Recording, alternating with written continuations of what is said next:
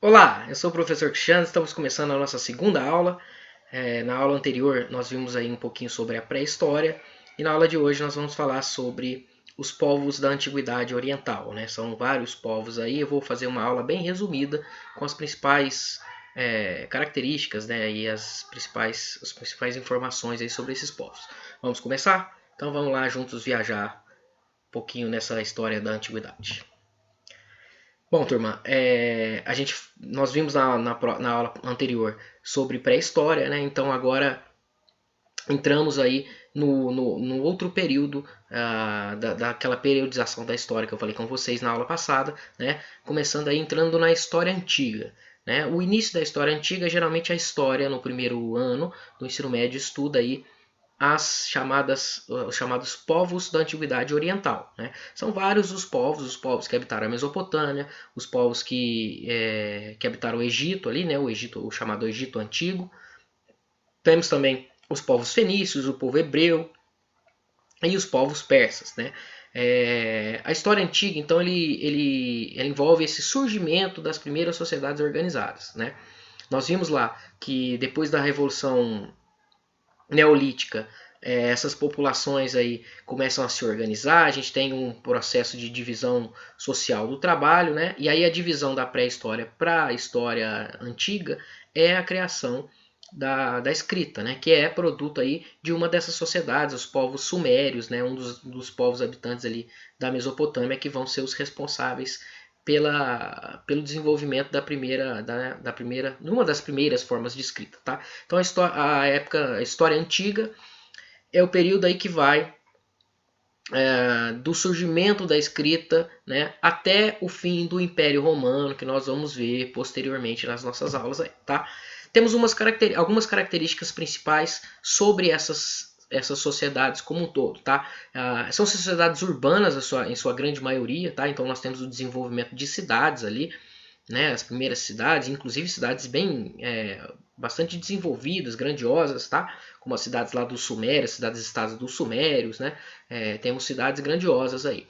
Temos o desenvolvimento das primeiras formas de religião aí organizada, né, com seus sacerdotes. Né? A maioria dessas religiões vão ser politeístas, então o primeiro tema importante está aqui. Ó, são religiões politeístas, quer dizer que eles são vários deuses, mas nem todas. Tá? Nós temos também aí o povo hebreu que vai desenvolver uma religião baseada no monoteísmo e na ideia de um Deus único.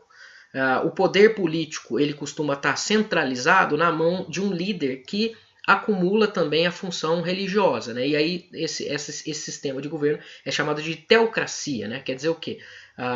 Teo, né? Deus, cracia, governo, né? Então um governo ligado a essa ideia da divindade. Né? Esses primeiros líderes aí, dessas sociedades, os grandes imperadores, aí eles são chamados eles são considerados representantes dos deuses, escolhidos dos deuses, às vezes a personificação desses deuses. Né? O Egito talvez seja a mais conhecida dessas sociedades aí da Antiguidade Oriental.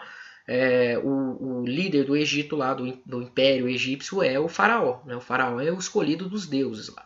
Essa sociedade, então, ela é marcada também por uma estratificação social, quer dizer, ela tem um grupo ali que está, né, tem esse líder, tem o grupo que está em torno dele ali, que está mais próximo dele, que é um grupo menor de pessoas que controlam as melhores oportunidades, que estão na hierarquia da divisão social, eles estão no topo, né? Então imagina que esse poder, que essa sociedade, né, a divisão dessa sociedade, a estratificação dessa sociedade é uma pirâmide. Então lá no topo da pirâmide a gente tem o líder, né, e os grupos que estão ali considerados a aristocracia, né, os poucos que estão ali no poder. E lá embaixo e aí temos outras camadas, né, médias ali, e lá embaixo nós temos as camadas mais exploradas, né, que geralmente eram escravos nessas sociedades, a escravidão é muito presente, e também camponeses. Né? No Egito Antigo, por exemplo, a gente tem os dois. A gente tem os camponeses, né, que eram também utilizados pelo faraó para produzir obras, para construir obras, para pagar impostos, né? E também os escravos, né? Povos que eles guerreavam ali, escravizavam uma parte da população. Então temos essas questões aí.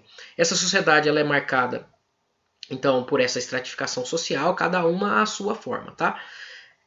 A militarização e ocorrências de guerras entre esses povos. Então é um período de muitas guerras, muitas conquistas, expansão territorial, né? Formação de alguns impérios, o desenvolvimento do comércio também, né? Um dos povos que nós vamos estudar hoje, que são os povos fenícios, eles são especializados, a principal atividade econômica deles vai ser justamente o comércio. Tá? Nós temos também essa divisão, essa sistematização da cobrança de impostos, né? Quem tem que pagar imposto, como é que isso vai ser regulamentado, né? Obrigações aí que determinados grupos sociais têm que cumprir, né?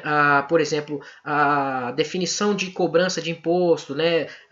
De contabilizar o estoque de alimentos que se tem, isso são motivos que levaram, por exemplo, ao desenvolvimento das primeiras formas de escrita, né?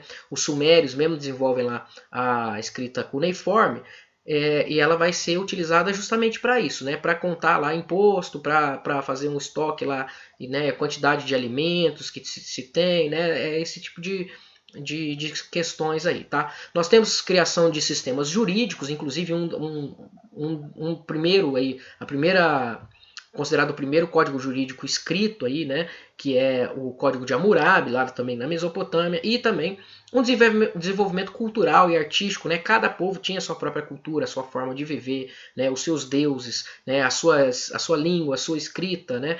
E a forma de produzir arte, tá?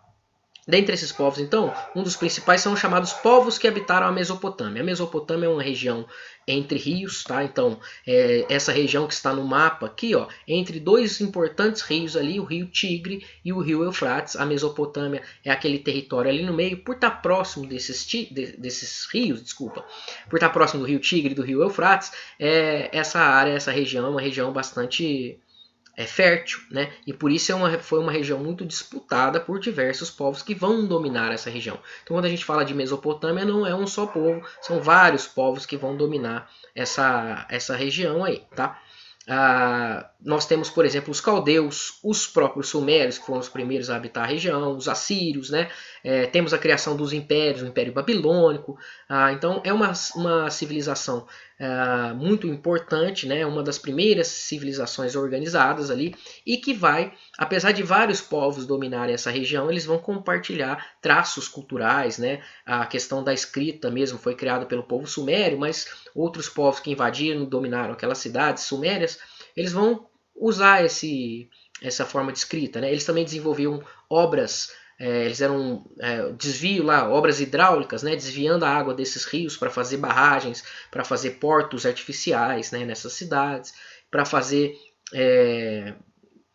para irrigar as culturas que eram produzidas ali. Então, esses povos construíam muito bem e trabalhavam com essas obras, vamos chamar de hidráulica, aí, né? Esse desvio do rio, né? Dos rios, levando água e tornando aquela região uma região muito fértil. Tá?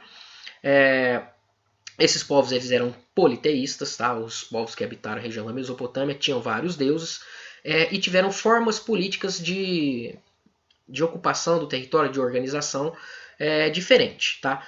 Os sumérios, que é o primeiro desses povos, que vão fundar essas cidades que estão aqui, próximo aqui, né, onde a Mesopotâmia chega ali no Golfo Pérsico, tá vendo aquela cidade de Uruk? Essas são cidades sumérias, né? Os sumérios vão se estabelecer nessa região sul da Mesopotâmia ali e vão fundar grandes cidades. E a organização política deles era cidades-estado. O que isso quer dizer? É uma cidade que é também que tem suas próprias leis, uma cidade independente, que tem suas próprias leis, seu próprio líder político, tá? E que, apesar de serem cidades independentes, essas cidades da Suméria, né, desse povo sumério, compartilhavam a mesma cultura. Então a gente não pode falar nunca em Império Sumério, porque não tinha um grande líder que mandava, que organizava todo o território ali dos sumérios, não. Cada cidade tinha a sua organização própria, né, o seu líder próprio, por isso elas são cidades-estados.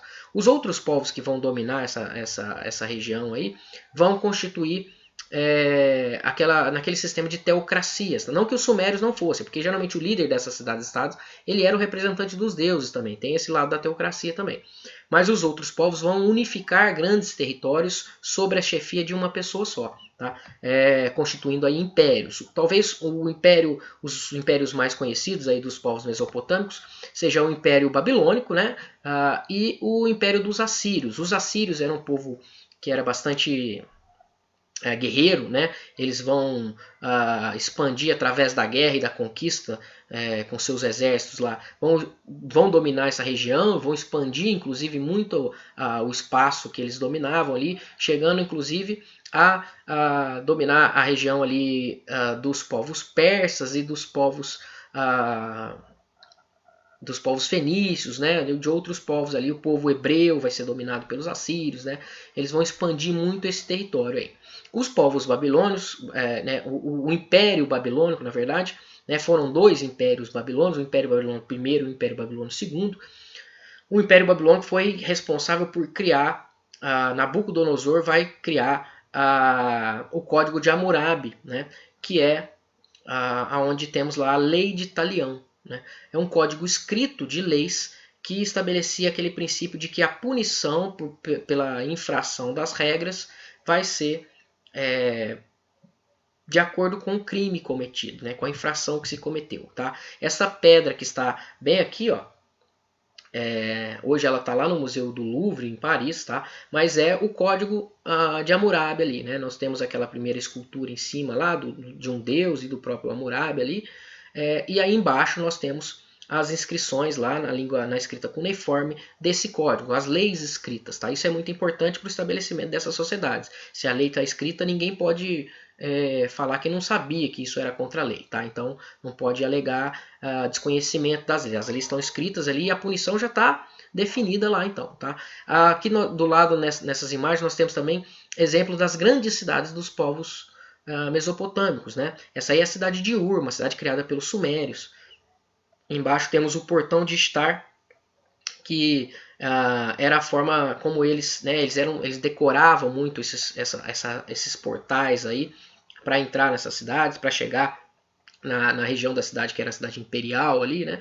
Tudo muito decorado, tudo muito rico, né? Com ladrilhos que brilhavam ali. Então imagina um local onde é meio desértico ali, né? Tem muito calor, muito quente, e aquele sol refletindo aí esse portão brilhava de longe, era visto de longe, era um sinal da potência, do poder, né, que esses povos, que esses impérios tinham.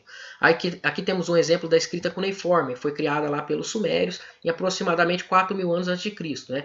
Eles usavam uma cunha, né, que é um instrumento curvado, para fazer essas marcas aí na argila. Né? Depois colocava essas plaquinhas de argila nos fornos, ela endurecia, né? E aí ficava esse texto registrado ali. Né? Essa linguagem, né, foi muito utilizada, foi absorvida por todos os povos que dominaram a Suméria, a Mesopotâmia. Tá? E temos aí exemplo, por exemplo, da arte, da produção artística desses povos também. Então esses povos aí foram as primeiras civilizações. Né? Temos também o Império Babilônico, que construiu lá os jardins suspensos da Babilônia. Né? Então eles eram grandes construtores, né? e eram impérios muito poderosos. Outro povo é o povo do Egito. Né? O povo do Egito ele é muito, talvez dessas sociedades a mais conhecida. Né? Todo mundo aí já sonhou lá com as pirâmides do Egito, né? Já imaginou ir lá, já ouviu histórias sobre esse povo. Né? É uma sociedade que também surgiu às margens de um rio, assim como a Mesopotâmia, né? Que tinha dois rios ali, o rio Tigre e o rio Eufrates. Os egípcios eles estavam ali às margens do rio Nilo. Né? Nem sempre o Egito foi um império. Antes ele era... tínhamos comunidades ali com uma espécie de reis locais, né, lideranças locais que dominavam esses povos, mas então formava-se o Alto e o Baixo Egito, mas essas comunidades foram todas unificadas aí em torno de um líder só, que foi o primeiro deles, o rei chamado Rei Menés, que é considerado aí o primeiro faraó do Egito Antigo. Tá? Ele vai criar essa ideia de unidade e de império. Tá? Os egípcios eles também produziam agricultura, né, às margens do rio Nilo ali, usavam da água do ritmo das cheias, né, o rio Nilo ele tinha um período de cheias, então a vida deles estava organizada nesse ciclo de vida do rio, né, da enchente, da cheia do rio que fertilizava o solo, e aí depois eles produziam agricultura, né, então tem essa ligação da vida deles com as cheias do rio Nilo. E eles eram dependentes do rio, produziam agricultura, né, produziam também artesanato, né, e eles dominaram essa grande extensão territorial aí, do rio Nilo, escravizavam outros povos, né, os povos da Núbia ali, que é uma região logo abaixo ali do Egito, da região onde era o Império do Egito, foram povos que foram escravizados por eles, né, os próprios hebreus foram escravizados por eles também durante um tempo, e o Egito então era essa teocracia, o líder era o faraó, né? O faraó era o representante, era o escolhido dos deuses, né? E a mitologia e a religião egípcia era ligada aí a vários deuses, os deuses antropomórficos, isso é, eles tinham características humanas misturadas, mescladas com características dos animais, né? Então, o corpo de homem e a cabeça de um chacal, por exemplo, né? Então, são esses deuses assim, cada um representando uma força da natureza, coisas nesse sentido, tá?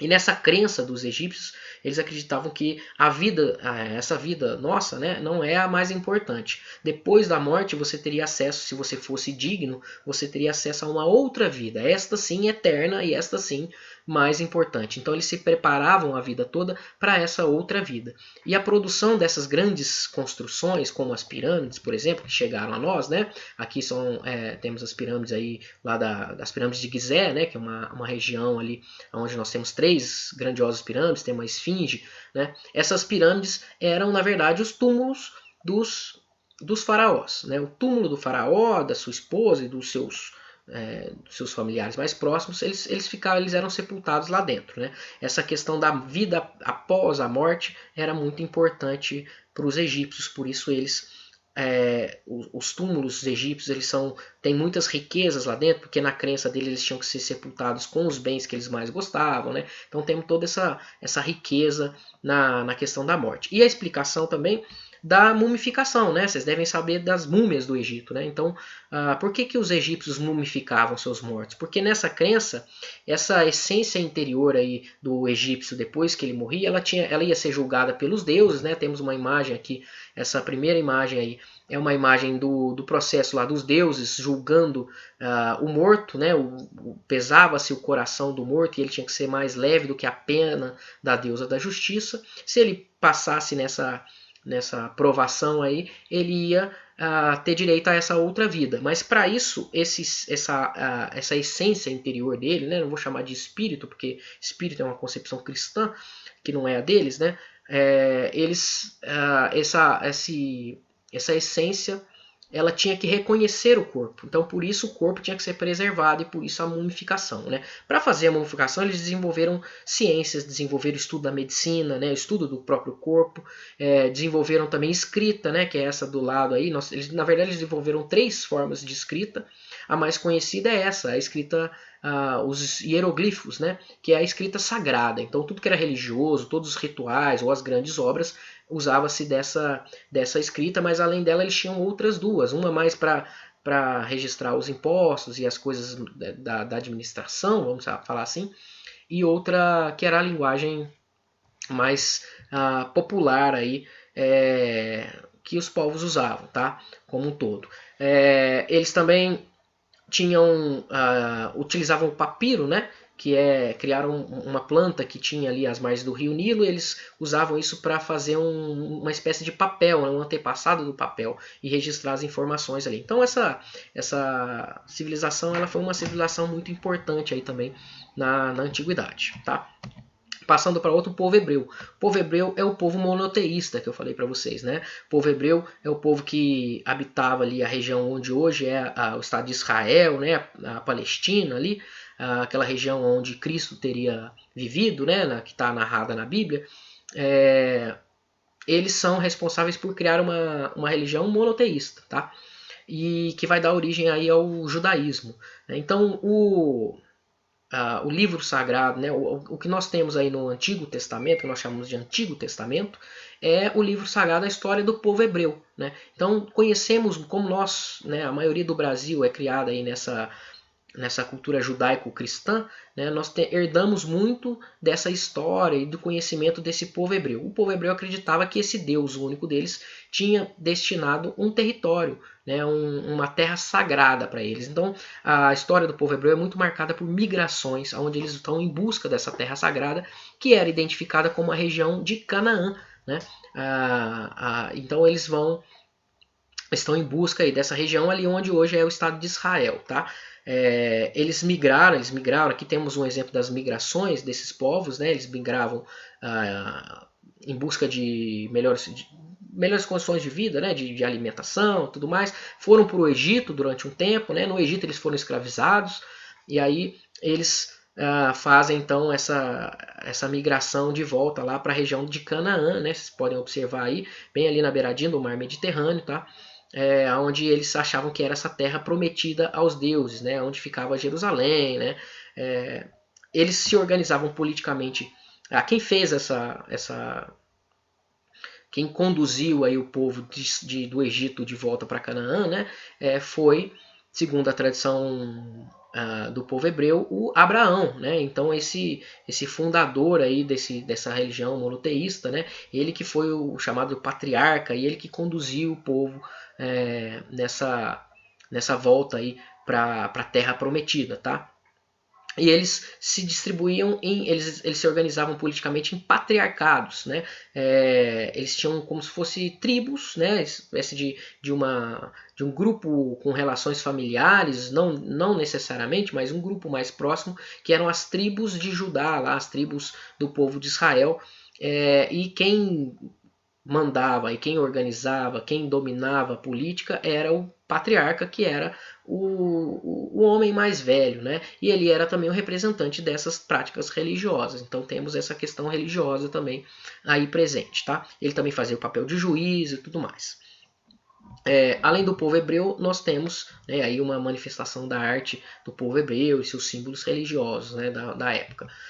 O povo fenício era um povo que era comerciante, né? Então eles vão organizar o que nós chamamos de talassocracia, né? Que é um domínio do mar, né? Do comércio no mar ali, no mar Mediterrâneo. Então a principal atividade do povo fenício é justamente o comércio, né? Então eles construíam grandes embarcações e fundavam cidades-estado também. Então não temos um império fenício, tá? Eles fundavam cidades independentes ali, em torno do mar Mediterrâneo. Essa navegação eles conseguiram atingir um extenso território ali, né? Praticamente o mar Mediterrâneo inteiro eles faziam rotas comerciais e vão fundando essas cidades ali. Tá? Eles dominavam o comércio de diversos produtos do mar Mediterrâneo, como o comércio de joias, de vidros, de cerâmica, de tecidos, né? E principalmente o tecido da cor púrpura, que era uma cor que eles utilizavam, que eles desenvolveram ali, né? Que é uma cor exclusiva do povo fenício, tá? A organização política deles, eu falei que eles tinham cidades-estados, né? E essas cidades-estados, cada uma tinha sua forma de governo, mas geralmente podia ser uma monarquia ou podia ser um conselho de pessoas mais velhas ali, né? Que vão governar cada uma dessas cidades. Era uma sociedade, então, extremamente comercial, né? Fazia essas caravanas e tudo mais. Tá? Eles desenvolveram também um alfabeto, e o alfabeto deles é um alfabeto fonético. Isso é muito importante, porque o alfabeto fonético, que é esse que está aqui do lado, o alfabeto fonético fenício, ele vai inspirar a criação de outras línguas, por exemplo, o grego. Né? É um alfabeto que cada símbolo desse representa um som, é igual ao nosso. Né? O nosso alfabeto, temos as letras, cada letra tem um som. E aí você vai juntando as letras, os sons e vai formando as palavras. Eles foram os primeiros que fizeram isso, aproximando a linguagem falada da linguagem escrita. Tá? Então vocês podem ver aqui, né, também esse relevo aqui de uma grande embarcação aí do povo fenício. E por último, os povos persas. Os persas, eles não eram, eles habitavam a região da Pérsia, né, que é essa região amarela aqui embaixo, ó, desculpa, aqui embaixo em amarelo, lá Pérsia, tá? Eles habitavam, eram vários povos também, várias tribos que habitavam essa região. Eles eram dominados por um povo chamado povo Medos, tá? E aí eles vão ter um grande líder que vai unificar os povos persas e tirar eles desse domínio dos povos medos, que é Ciro, né? Ciro o Grande. Ele vai ser o primeiro imperador aí, também era considerado um representante dos deuses, e ele vai organizar esse império dos persas. Os persas, eles produziam agricultura também, né? Eram grandes guerreiros, eles tinham um exército muito forte, principalmente depois dessa unificação dos povos persas. Eles vão desenvolver um grande império também, tá? Dominando inclusive a região da Mesopotâmia, a região da Índia, né? E a região ali da Grécia, né? Eles vão atacar o povo grego ali, né? Vai ter uma guerra muito famosa entre os persas e o povo grego, chamada Guerras Médicas, tá? Então eles vão expandir para toda essa área do mapa colorido aí, nessas cores todas, são as etapas de expansão aí do Império Persa. O povo persa, eles eram, a organização social deles era um imperador, tinha um imperador, né? O imperador Ciro foi o primeiro, mas nós tivemos Dario, Xerxes e outros grandes imperadores do povo persa. E como eles tinham uma extensão territorial muito grande, eles dividiram essa extensão territorial nas satrápias, né? As satrápias é como se fosse uma província. E aí quem governava essa província era alguém da confiança do imperador, né? Então tem essa descentralização, vamos dizer assim, do governo, né? O imperador, ele tem os seus representantes em cada região, em cada província, em cada satrápia, que vai governar ali por ele, que vai exercer ali o comando, o governo dele, mas era ele que mandava, né? Ele que era considerado aí o representante dos deuses, tá?